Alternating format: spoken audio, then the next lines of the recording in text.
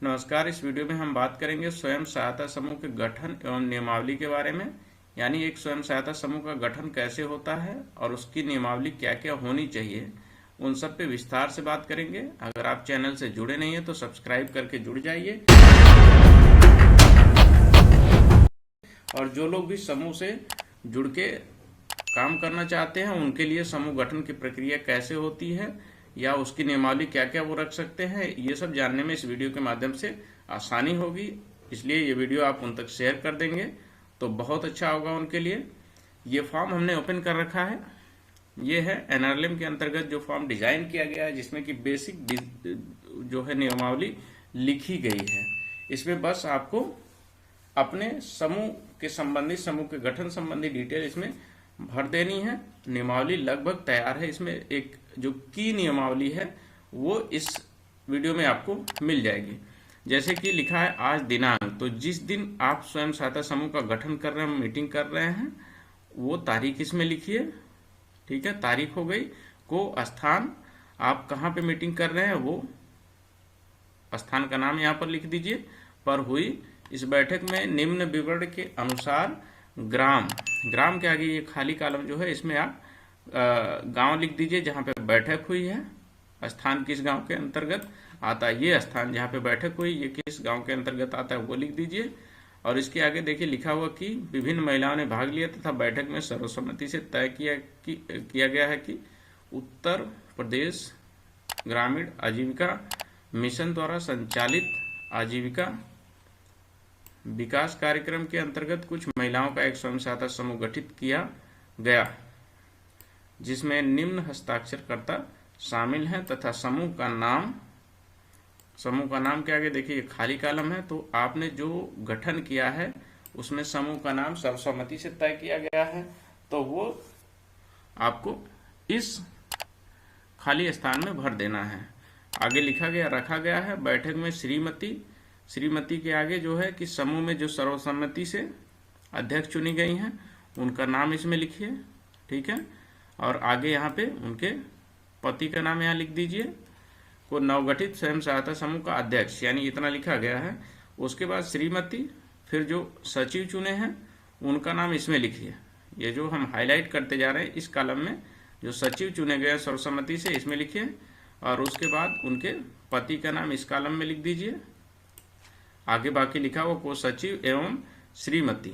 अब जो कोषाध्यक्ष चुनी गई हैं आपकी बैठक में समूह की, तो उनका नाम यहाँ और पति का नाम साथ में यहाँ पे लिख दीजिए। थोड़ा सा फॉर्म डिजाइनिंग में गलत हुआ है क्योंकि यहाँ भी पति या पिता के सामने यहाँ पे थोड़ा सा खाली स्थान होना चाहिए जिसमें कि नाम लिखा जा सके। तो ठीक है, आप यहीं पे श्रीमती के आगे नाम और पति का नाम इसी कॉलम में भर दीजिए।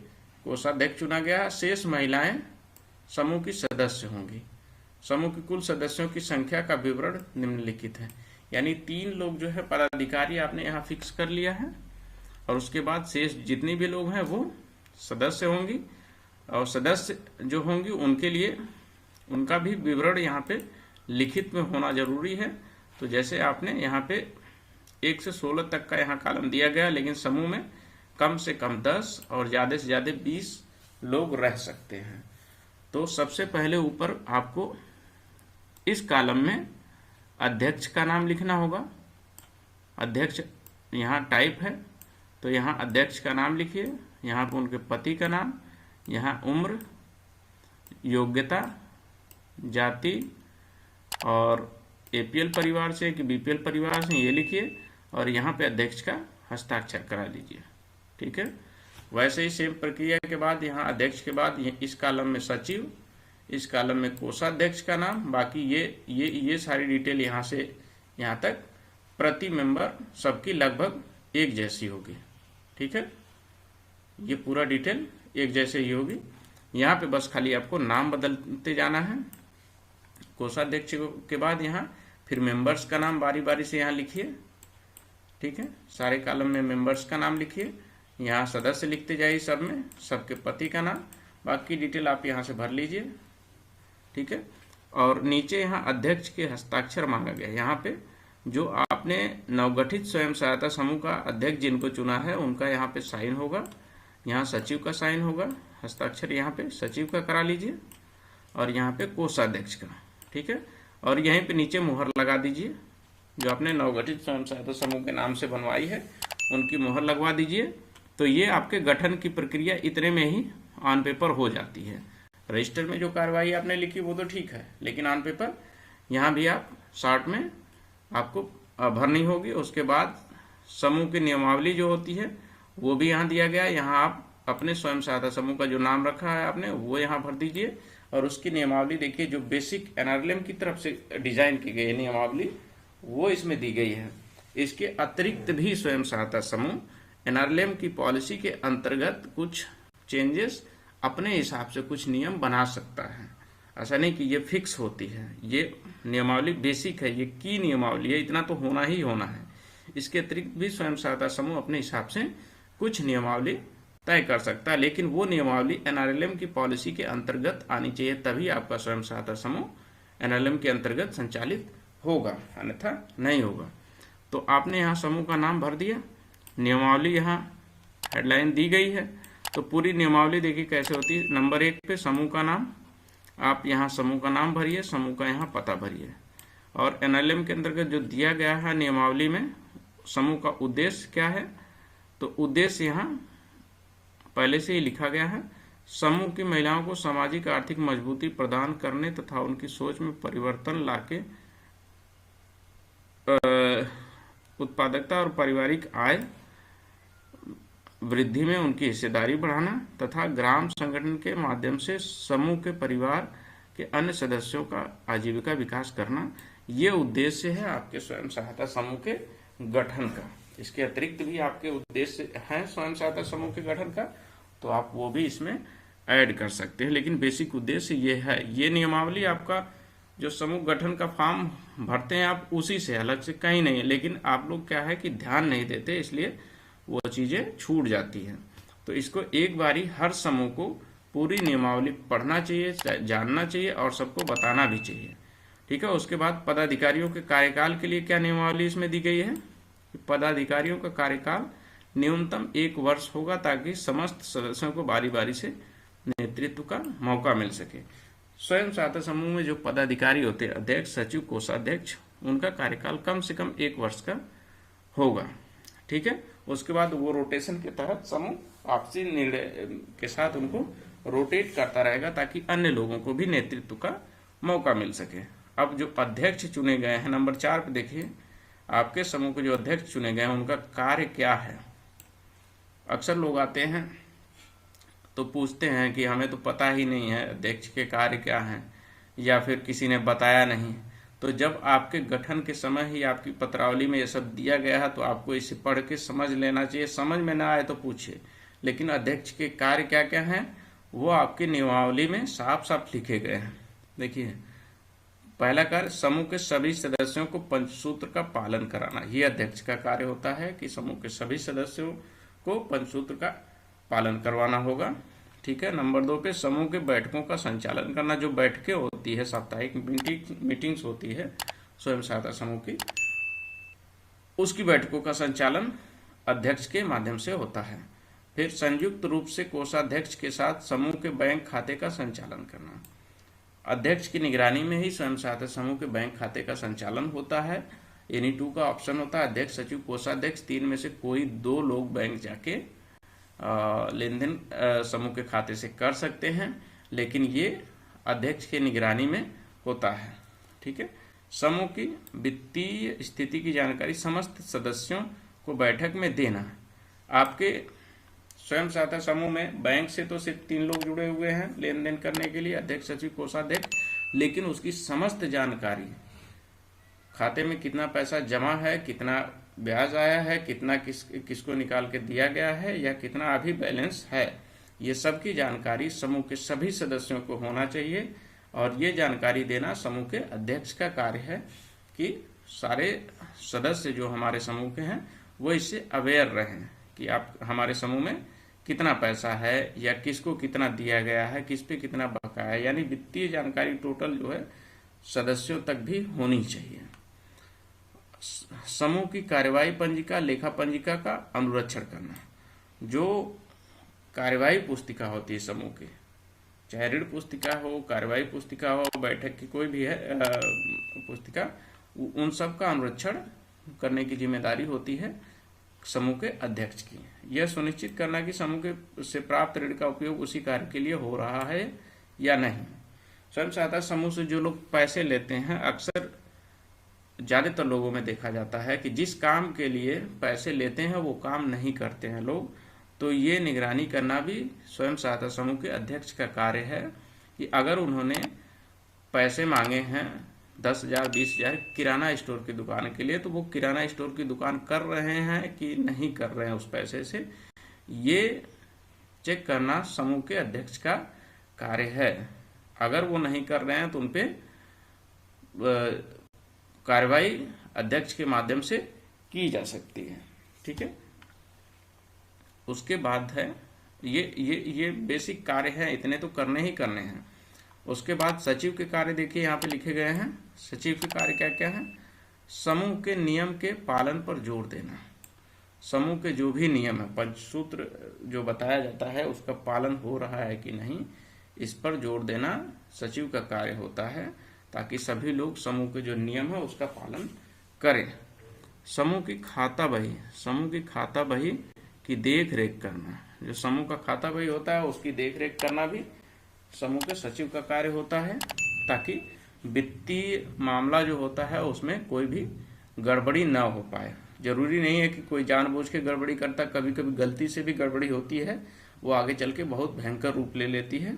इसलिए उसकी खाता बही की देख रेख करना भी सचिव का कार्य होता है कि वो लिखी जा रही है कि नहीं लिखी जा रही समय पे, और ठीक से लिखी जा रही कि नहीं लिखी जा रही, ये भी चेक करना सचिव का कार्य है। उसके बाद समूह के बैठक की कार्यवाही बैठक बही में लिखवाना।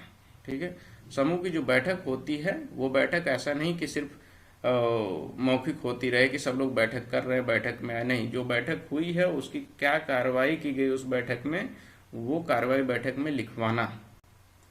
ठीक है, बैठक की जो पुस्तिका होती है कार्रवाई की, उसमें उस बैठक के बारे में बिल्कुल विस्तार से लिखा होना चाहिए, और ये लिखा होना तय कौन करेगा? सचिव, कि बिल्कुल भी छूटने ना पाए, हर बैठक उसमें लिखित होनी चाहिए। उसके बाद है समूह के नियम प्रस्ताव को क्रियान्वित करना।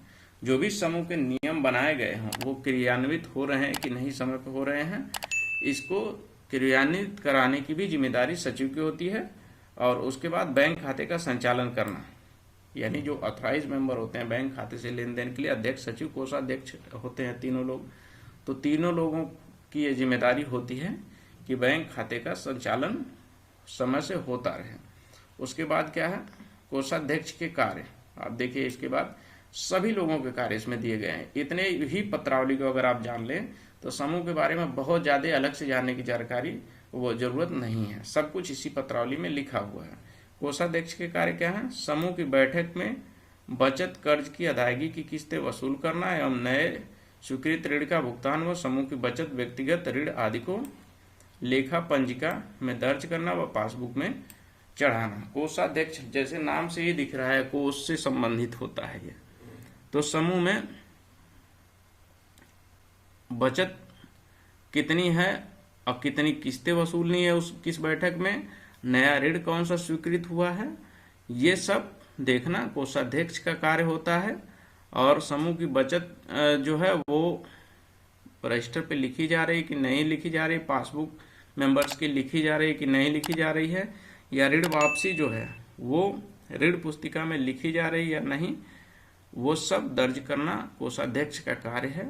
ठीक है, ये एक्टिविटी कोषाध्यक्ष अगर नहीं दर्ज कर रहे हैं तो वो अपने कार्यों का निर्वहन समय से और सही तरीके से नहीं कर रहे, इसलिए कोषाध्यक्ष को ये विशेष ध्यान देना होता है, क्योंकि समूह का पूरा वित्तीय मामला यहीं पे होता है कोषाध्यक्ष के पास। थोड़ी सी भी इसमें लापरवाही होगी तो बाकी सारी चीजें डिस्टर्ब हो जाएंगी, इसलिए कोषाध्यक्ष के लिए ये बहुत सावधानी भरा काम है, तो सावधानी से करना चाहिए, और कर आप तभी पाएंगे जब आप इसके बारे में जानेंगे। उसके बाद है अध्यक्ष के साथ संयुक्त रूप से समूह बैंक खाते का संचालन करना। ठीक है, सचिव के लिए हमने बताया बैंक खाते का संचालन करना होता है। ठीक है, और बैंक खाते का संचालन करना अध्यक्ष के लिए भी होता है, यहाँ पे दिखा दिया हमने। और उसके बाद यहाँ पे देखिए अध्यक्ष के साथ संयुक्त रूप से कोषाध्यक्ष भी खाते का संचालन करते हैं। तो तीनों लोग होते हैं, संयुक्त रूप से ज्वाइंट अकाउंट होता है वो। समूह के आय व्यय का विवरण पंजिका में भरना। समूह के अपने भी आय व्यय होते हैं, उसका भी लेखा जोखा विवरण पंजिका में लिखा होना चाहिए, और ये लिखने का कार्य कोषाध्यक्ष का होता है। ठीक है, तो ये तो हो गए आपके 3 लोगों के कार्य, अध्यक्ष, फिर ये सचिव, फिर ये कोषाध्यक्ष के कार्य। उसके बाद जो सदस्य होते हैं उनके भी कार्य होते हैं।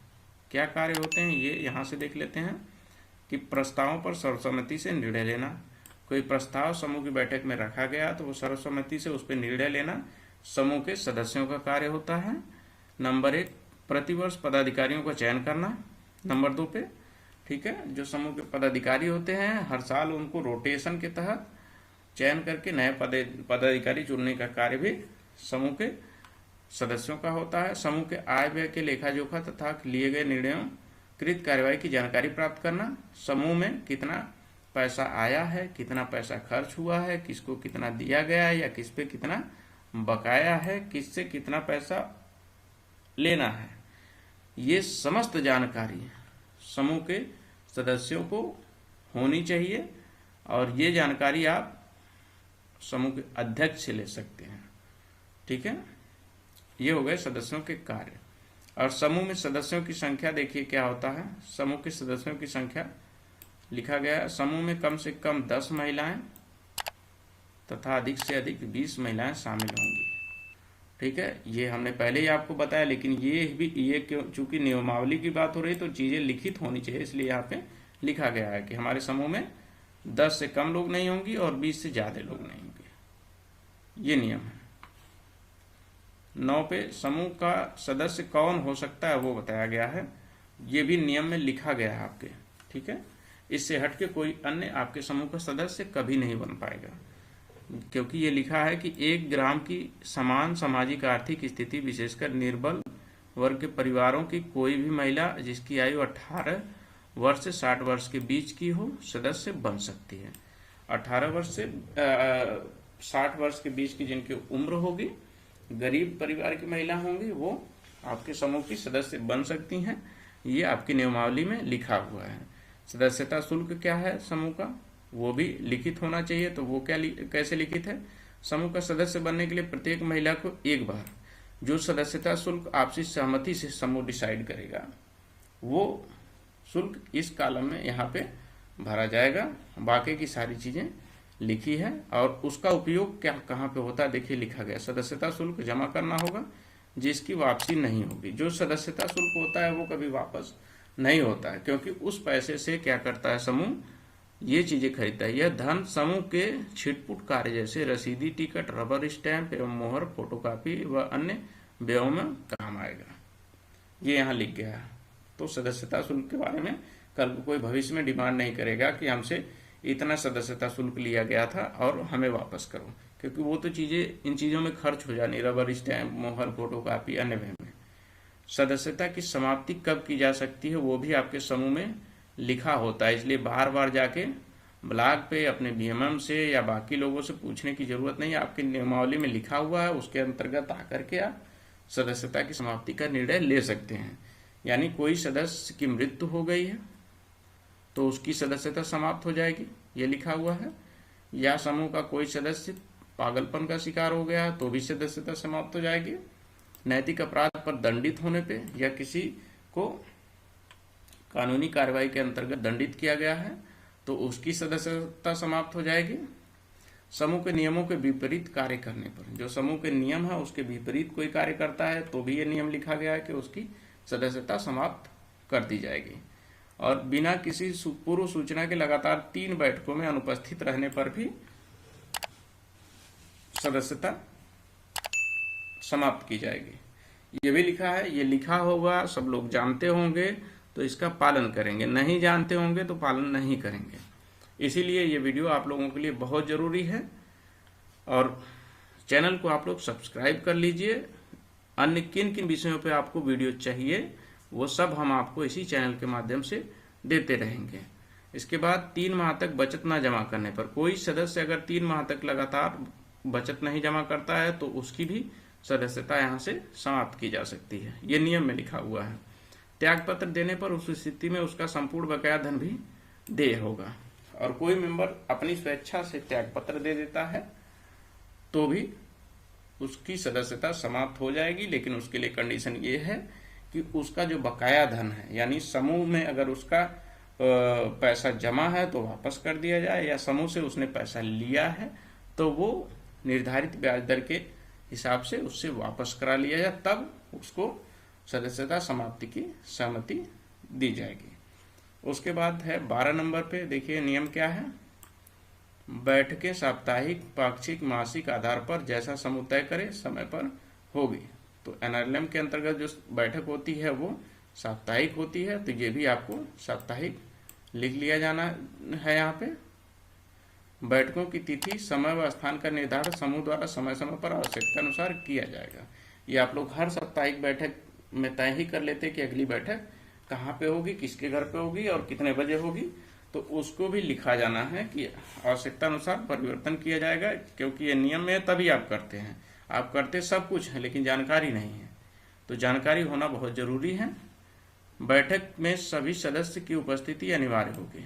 जो समूह की बैठक होगी सबकी उपस्थिति अनिवार्य होगी, ये भी आपके नियम में लिखा गया है। उचित कारण के बिना पूर्व सूचना के बगैर यदि कोई सदस्य बैठक में भाग नहीं लेती है तो उससे रुपए जो भी समूह तय करेगा यहाँ पे, ठीक है, प्रति बैठक दंड स्वरूप वसूल किया जाएगा।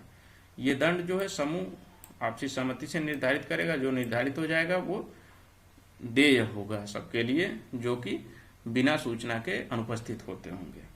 और आकस्मिक बैठक कब बुलाई जा सकती, ये भी लिखित है इसमें। आकस्मिक बैठक के लिए क्या कंडीशन है, देखिए, समूह के 2/3 सदस्यों की सहमति से विशेष बैठक किसी भी समय बुलाई जा सकती है। यानी 2/3 सदस्य हैं, कोई आकस्मिक बैठक बुलानी है तो अगर 2/3 सदस्य सहमत हैं तो वो बैठक बुलाई जा सकती है। आपकी बैठक तो तय होती है कि इस दिन को होगी, इतने बजे होगी और इस जगह पे होगी, लेकिन बीच में कोई जरूरत पड़ गई तो जितने भी सदस्य हैं उनमें से 2/3 लोग अगर सहमत हैं तो आकस्मिक अचानक से उसके पहले भी बैठक बुलाई जा सकती है। ये भी नियम में लिखा गया है। बचत का निर्धारण क्या है, ये इसकी नियमावली देखिए। प्रत्येक सदस्य साप्ताहिक, पाक्षिक, मासिक रुपए जो भी है समूह ने डिसाइड किया है जमा करेंगी, जिसका उपयोग समूह द्वारा सदस्यों के बीच ऋण के आपसी लेन देन में होगा। ये जो साप्ताहिक बचत होती है वो समूह तय करता है, 10 रुपए, 20 रुपए, 25 रुपए सप्ताह के, और जो तय होगा वही इसमें लिखा जाएगा और वही इस आगे से खाते में इकट्ठा करके जमा किया जाएगा समूह के खाते में। न उससे कम होगा न उससे ज्यादा होगा, ठीक है।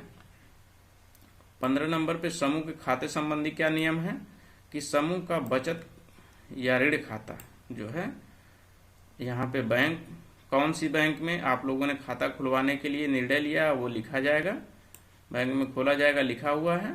समूह का बचत खाता या ऋण खाते का संचालन अध्यक्ष, सचिव एवं कोषाध्यक्ष में से किन्हीं 2 पदाधिकारियों के संयुक्त हस्ताक्षर से संचालित किया जाएगा। बहुत से लोग बैंक जाते हैं तो ये शिकायत करते हैं कि मैनेजर साहब ने कहा है कि तीनों लोगों को बुलाओ तब पैसा देंगे। तो ये सब आप नहीं पढ़े रहेंगे तो आप परेशान होंगे। आप ये पढ़े रहेंगे तो अपने मैनेजर साहब को बताएंगे कि सर जो खाता खुलवाया गया उसमें लिखित में दिया गया कि किन्हीं 2 लोगों के संयुक्त हस्ताक्षर से खाते का संचालन होगा। अध्यक्ष सचिव हो जाए, अध्यक्ष कोषाध्यक्ष हो जाए या सचिव कोषाध्यक्ष हो जाए। अध्यक्ष सचिव कोषाध्यक्ष में से कोई 2 लोग संयुक्त रूप से हस्ताक्षर करके खाते का संचालन कर सकते हैं। यह आपकी नियमावली में लिखा है, तो आपके मैनेजर साहब नहीं बुलाएंगे कि तीनों लोगों को बुलाइए, ठीक है। अगर कोई विशेष मैटर ना हो तो बिल्कुल 2 लोगों के जाने से ही वो आपके खाते के संचालन के लिए सहमत हो जाएंगे। नंबर 16 पे ऋण की प्रक्रिया के बारे में नियम जो लिखे गए हैं वो देख लीजिए, ठीक है, कि ऋण समूह के सदस्यों को ही दिया जाएगा। यानी जो आप आपसी लेन देन करते हैं वो आंतरिक लेन देन होता है, ठीक है। समूह के जो सदस्य हैं उनमें ही आप ऋण लेन देन करेंगे, बाहरी लोगों को ऋण नहीं देंगे। सदस्यों की आवश्यकता को देखते हुए उनकी मांग पर किसी समय भी कार्य के लिए ऋण दिया जा सकता है। ये भी नियमावली आपने लिखा है कि सदस्यों की आवश्यकता है तो उनकी मांग है तो किसी भी समय पर उनके कार्य के लिए पैसा आप दे सकते हैं। उसके लिए जरूरी नहीं है कि आपको तय समय पर ही जो मीटिंग का समय है वही मीटिंग करेंगे तो पैसा देंगे, नहीं, बहुत आवश्यकता है तो समूह को वही 2/3 लोग आपात बैठक बुला के पैसा दे सकते हैं कार्रवाई करके। नंबर 3 पे ऋण स्वीकृति के लिए सदस्यों की आवश्यकताओं की प्राथमिकता तय करने के बाद समूह के पास उपलब्ध कोष के हिसाब से ऋण देने के बारे में समूह द्वारा सभी सदस्यों की सहमति से निर्णय लिया जाएगा। ये लिखा हुआ है कि पहले हम सबकी डिमांड ले लेंगे कि सबके जो समूह के मेंबर हैं वो कितने कितने पैसे की आवश्यकता किसको है, किस कार्य के लिए है, फिर आपस में मीटिंग में बैठ के तय करेंगे कि कौन सा काम बहुत प्राथमिकता वाला है, कौन सा काम बहुत ज़्यादा प्राथमिकता वाला नहीं है। यानी आवश्यकता और ज़रूरत जिनको बहुत ज़्यादा है उनको पहले देने की कोशिश करेंगे। पैसा पर्याप्त है समूह के खाते में तो दे सकते हैं, या फिर कम है तो उसमें देखेंगे किसको प्राथमिकता के अनुसार पे जरूरत है, किसका थोड़े दिन के लिए टाला जा सकता है। वो निर्णय आपसी सहमति से समूह बैठक में लेगा, तब पैसा वो सबको दिया जाएगा। कर स्वीकृति के लिए सदस्य को समूह के ही 2 सदस्यों की जमानत देनी होगी। किसी की स्वीकृति जो होती है किसी के ऋण के लिए जो स्वीकृति होती है उसको समूह के कोई 2 सदस्यों को गारंटर में देना होता है कि हमें पैसा दे दीजिए, हमारे पैसे के लिए गारंटी ये 2 लोग लेते हैं। पहले गारंटी तो उसी मेंबर की होती है कि हम वापस कर देंगे, ये गारंटी है।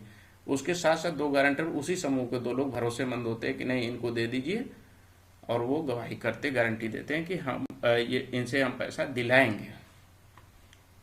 उसके बाद सदस्य गारंटर का मतलब ये भी होता है कि अगर वो नहीं देंगे तो गारंटर के ऊपर सारी जिम्मेदारी तय की जाती है कि आपने इनकी गारंटी ली थी, ठीक है। जो है वो क्लियर हमने आपको समूह के पॉलिसी में बताया है। सदस्य द्वारा समय से कर्ज की किस्तें ना जमा करने पर उससे वसूल किए जाने वाली दंड राशि का निर्धारण समय समय पर समूह द्वारा किया जाएगा। पैसा तो ले लिया है लोगों ने लेकिन समय पे किस्त वापसी नहीं होती है तो उसमें दिक्कत होती है, तो उसके लिए भी जो दंड का निर्धारण होता है वो समूह आपसी निर्णय पे लेकर के समय समय पे निर्धारित करेगा कितना दंड लिया जाए। किन्हीं परिस्थितियों में किसी सदस्य द्वारा कर्ज की अदायगी न करने पर समूह को जमानतदारों जो समूह के ही सदस्य होंगे कर्ज वसूली करने, उनकी बचत राशि जब्त करने का अधिकार होगा। बात वही आ गई कि जो जमानतदार होते हैं, गारंटर होते हैं, अगर ऋण लेने वाले ने ऋण नहीं जमा किया तो सारी जिम्मेदारी फिर गारंटर की होती है। तो इसलिए आप किसी की गारंटी लीजिए तो सोच समझ के लीजिए, और किसी को पैसा देने के लिए भी बोलिए सोच समझ के बोलिए कि वो समय पे दे सकें, ठीक है। इतनी सारी चीजें आपके समूह के गठन और नियमावली में होती हैं, और इसके नियमावली में संशोधन भी होता है। 17 नंबर को वो भी देखिए लिखा गया है, संशोधन किस प्रकार से होगा वो लिखा गया। आवश्यकता पड़ने पर 2/3 बहुमत से समूह की नियमावली में संशोधन किया जा सकता है। यानी समूह ने ये जो नियमावली बनाई है इसमें कोई संशोधन समूह करना चाहता है तो 2/3 सदस्यों की सहमति से संशोधन किया जा सकेगा। ये भी आपकी नियमावली में लिखा हुआ है। इसके बाद भी आपको नियमावली में कुछ भी कोई भी पॉइंट जानने में कन्फ्यूजन है तो आप कमेंट करके इसी चैनल पे हमसे पूछ लीजिए, वो हम बता देंगे कि क्या कन्फ्यूजन है और क्यों कन्फ्यूजन है, उसका समाधान क्या है। और उसके बाद जब नियमावली बन जाती है तो यहाँ पे अध्यक्ष का हस्ताक्षर होता है, यहाँ सचिव का हस्ताक्षर, यहाँ कोषाध्यक्ष का हस्ताक्षर होता है, और जो संयुक्त मोहर बनती है वो लगा के तीनों लोग उस पर साइन कर देते हैं। तो ये हो गई आपकी टोटल समूह के गठन एवं नियमावली। इसके बारे में अगर आप जानते हैं तो आप अपना समूह बहुत अच्छी तरीके से संचालित कर पाएंगे। नहीं जानते हैं तो आपको समूह के संचालन में दिक्कत होगी।